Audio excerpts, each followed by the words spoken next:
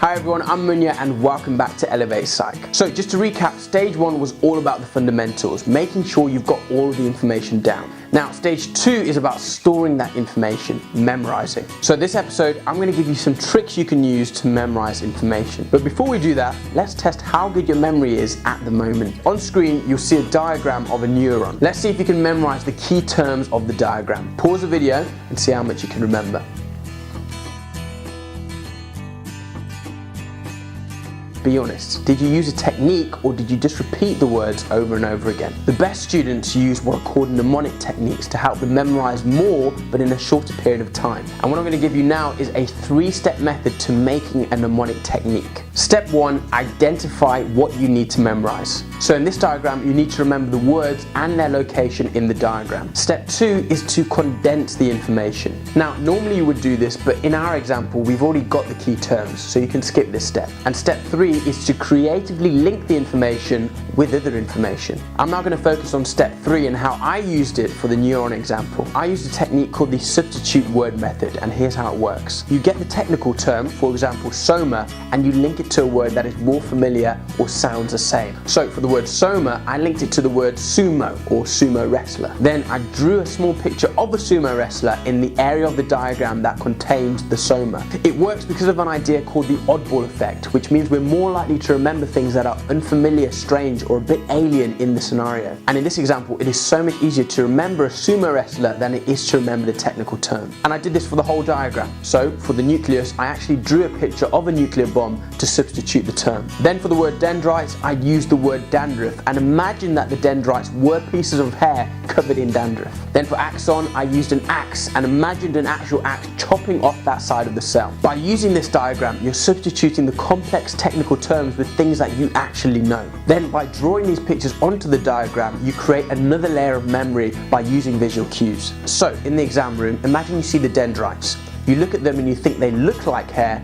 Hair might be covered in dandruff. That again sounds like the term dendrites. Using this technique is effective because having drawn things that are unfamiliar and different, they're more likely to stick out in your mind because of the oddball effect, and that's a lot easier than trying to remember a list of complex terms. Okay, let's move on to another aspect of psychology research, the dates. Now I've got 2 techniques for memorizing dates. First one is super simple, rhyming mnemonic. So I like using rhymes to remember particular study days. So for example, in 1963, people were shocked by electricity.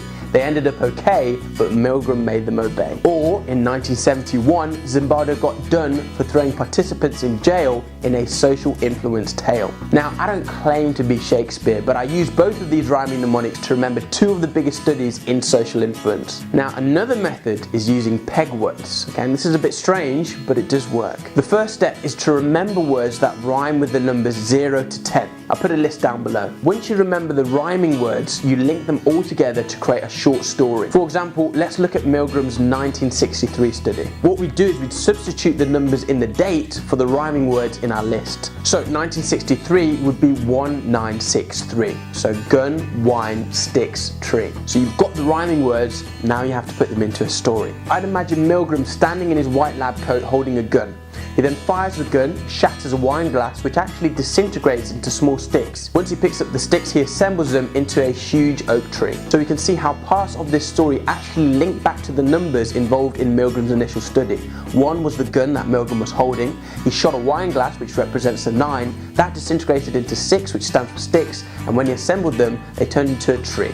3. Now initially this might sound like more work, but once you get into the flow of memorizing these short stories, they're a lot easier to bring to mind than just random numbers jumbled in a sequence. This leads me to a technique that we've already mentioned, the oddball effect. Most people read in their heads, but that doesn't really create a concrete record for the brain to keep. So the first thing you can try is actually reading aloud. Let's take the topic of working memory.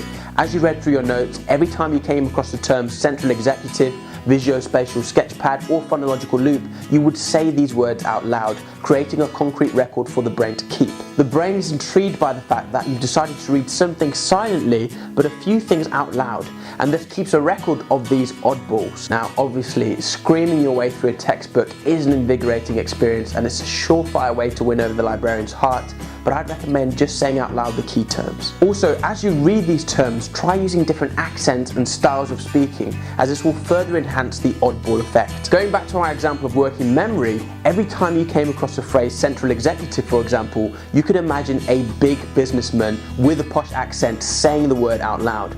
Equally with the example of the phonological loop, every time you came across the phrase, you could repeat it 3 times as a loop. All these things contribute towards the oddball effect. The wackier and weirder you are your examples, the more likely you are to memorize the information. The next one is a very simple one, recording your voice. What's that? You have the voice of a crow being slowly bludgeoned to death by a squeaky toy?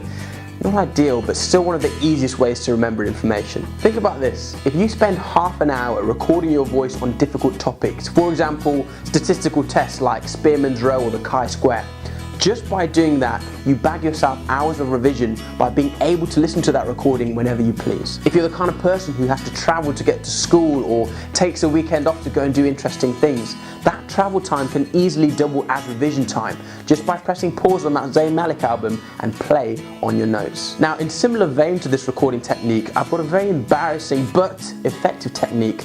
Sing your notes. Now at this point, you probably rolled your eyes into the back of your skull and kissed your teeth like some sort of sassy donkey, but you have to admit, we have an incredible memory for music. Think about how many tunes and lyrics you know, like an unbelievable amount. For the chi-square specifically, there are 3 conditions that need to be met before we can use this test. Random sampling of participants, categorical variables, and, when data is in a contingency table, expected frequency counts of at least 5 in each cell. Now that might look difficult on paper, but if you add in a tune, prep your vocal cords, not only will you be in for at least 8th place in Eurovision, you'll also have memorized your notes by using a system that we're very good at. Singing your notes is easy because you can do it everywhere all the time. Just make sure you pick a catchy tune. Finally, the last technique is making your notes visual. Can you remember the year that Milgram's experiment was conducted?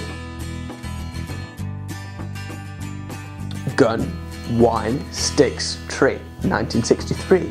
Pretty easy, right? These are all pictures that we used, so put pictures in your notes and make them as visual as possible. One technique I used was mind maps. I'd write down my notes, make them visual, and stick them around the house, so that whenever I took a trip to the fridge, which could range from 1,000 to 1,500 times a day, I'd be walking through a gallery of my notes. To seal the deal on visual techniques, I recommend you visit a website called Anki, which is A-N-K-I. It's a website that integrates a lot of the techniques I just mentioned, but on a digital format. So guys, you can walk away from this episode with a bag full of new memory techniques that can be used to memorize the simple snippets of information down to the complex concepts within psychology. As action points for this episode, try recording yourself for at least 2 topics and listen to those recordings across a week. Your second action point is to make a mnemonic for Baddeley and Hitch's working memory model. Finally, make sure you download Anki. It's free and it means you can start tapping into those visual methods ASAP. Also, if you're struggling to memorize anything, just throw it down in the comments below and we'll try and help you out. For now, I've been Munya. This has been Elevate Psych.